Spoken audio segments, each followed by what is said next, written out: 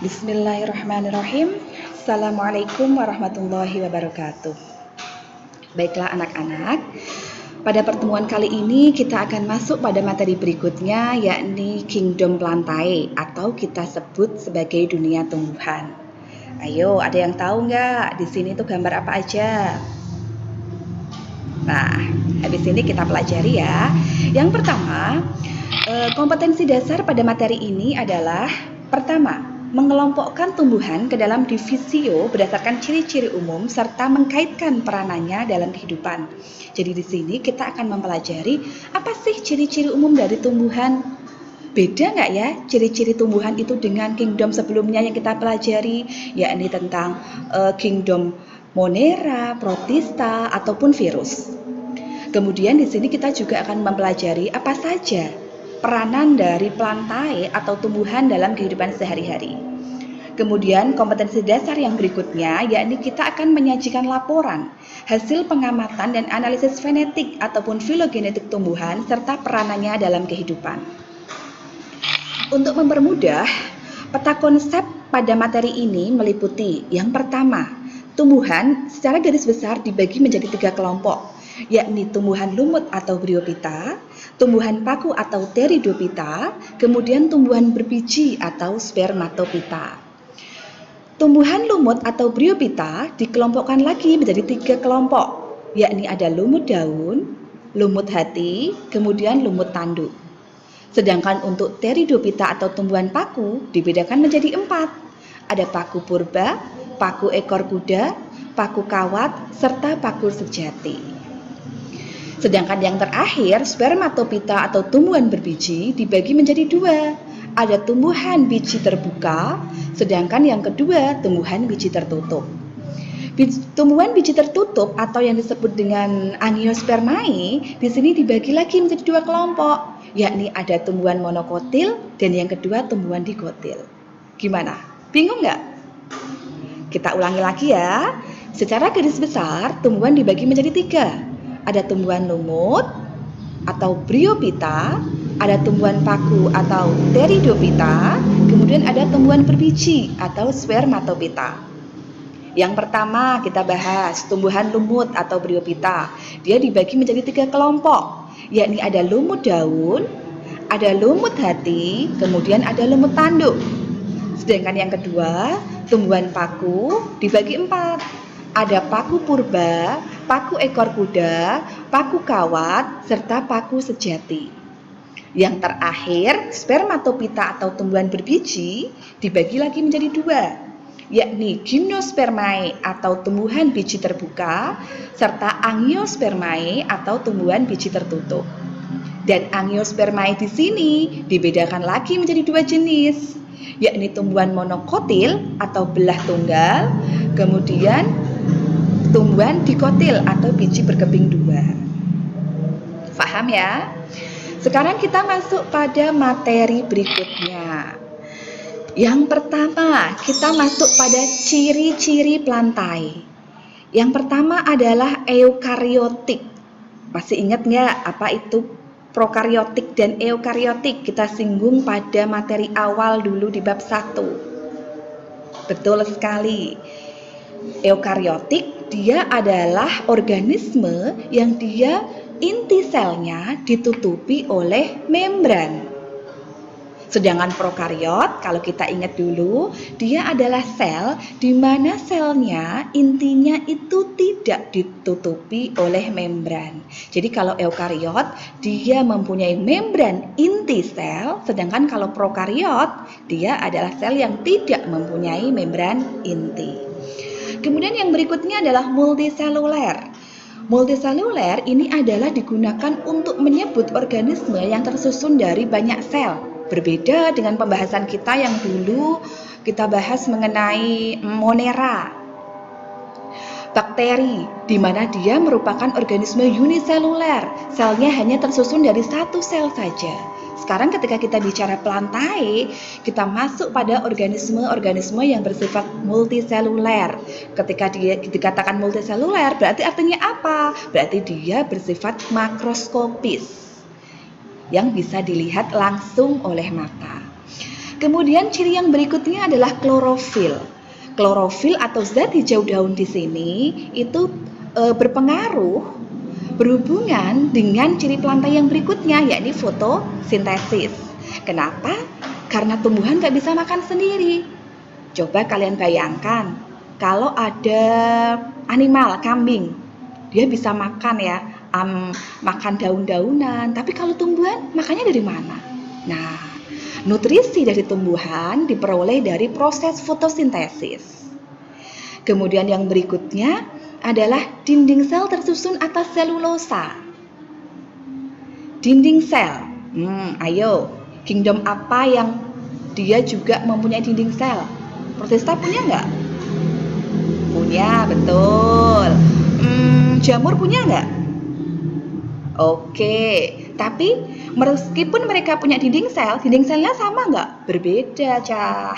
Kalau kita bicara pada protista, Monera, maka dinding selnya tersusun dari peptidoglikan. Sedangkan ketika kita bicara fungi, dia dinding selnya tersusun atas zat kitin. Nah, kalau pada plantae, dinding selnya tersusun atas selulosa. Kemudian ciri yang berikutnya, dia dapat melakukan reproduksi dengan dua cara, yakni secara generatif atau kawin dan vegetatif atau tidak kawin. Kemudian ciri yang terakhir, dia mempunyai akar, batang, serta daun.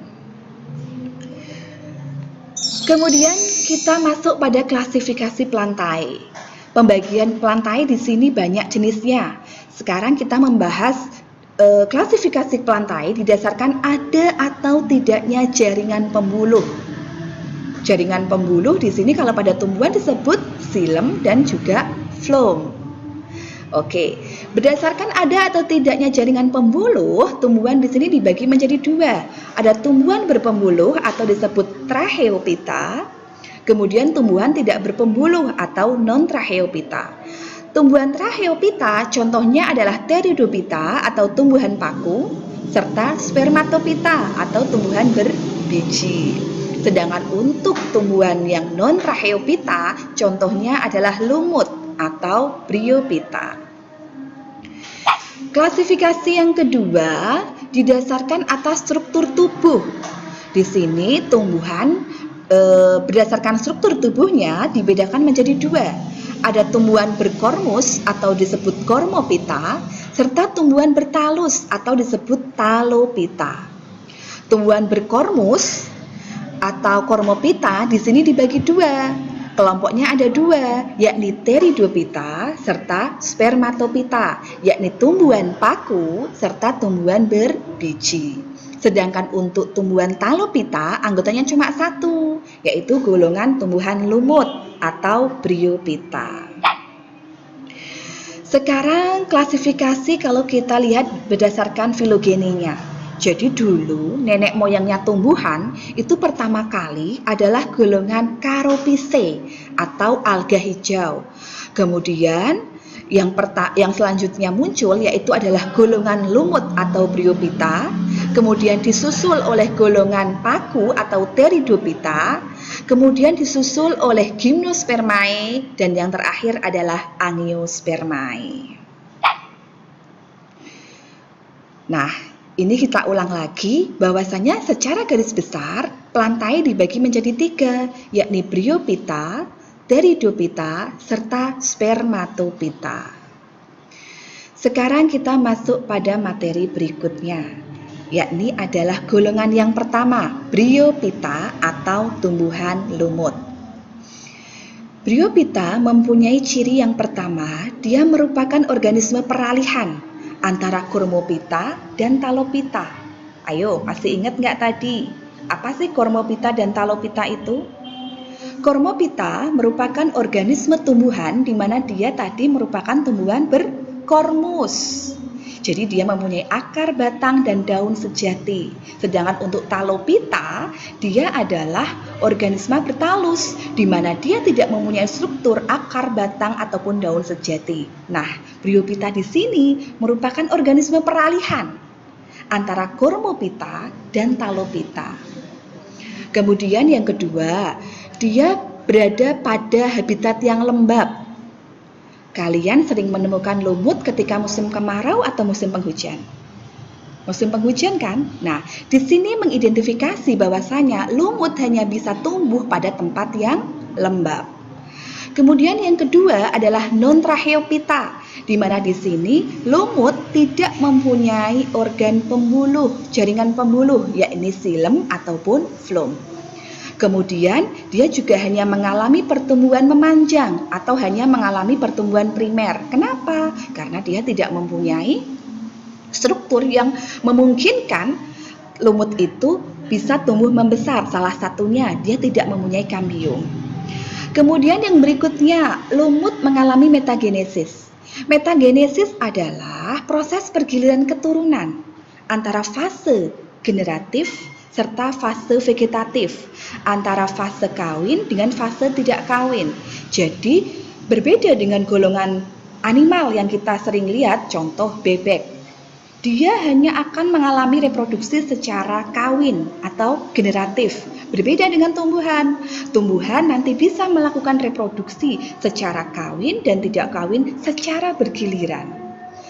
Kemudian berikutnya, sifat berikutnya dari Bryophyta, dia mempunyai fase generasi gametofit yang lebih dominan. Jadi proses gametofit, apa sih gametofit itu? Gametofit merupakan struktur tumbuhan dari Bryophyta ini yang dia mampu menghasilkan sel gamet. Berarti ketika dia mampu menghasilkan sel gamet, artinya apa? Berarti artinya dia mampu melakukan reproduksi secara generatif. Sedangkan kalau sporofit berarti adalah struktur dari tumbuhan lumut yang dia mampu menghasilkan spora. Berarti di sini lumut masuk pada fase vegetatif. Nah, di dalam golongan Bryophyta yang harus kalian ingat, struktur gametofitnya dia lebih dominan daripada struktur sporofitnya. Kemudian klasifikasi Bryophyta dibagi menjadi 3, yakni ada Hepaticopsida atau lumut hati, diingat-ingat hepar hati. Nah, Anthoceratopsida atau lumut tanduk dan Bryopsida atau lumut daun atau sering juga disebut dengan lumut sejati. Baiklah anak-anak, untuk materi hari ini saya rasa cukup. Kita akan lanjutkan pada minggu depan. Kalian bisa mengakses materi yang sudah saya siapkan di dalam alamat, nanti akan saya kasih kalian alamat G Drive yang bisa kalian unduh materi ini. Dan di dalam materi ini kalian bisa memanfaatkan evaluasi yang ada. Di sini akan saya sajikan ada evaluasi multiple choice, esai, serta project. Oke, sampai di sini dulu materinya. Kita lanjutkan minggu depan. Tetap semangat untuk belajar. Wassalamualaikum warahmatullahi wabarakatuh.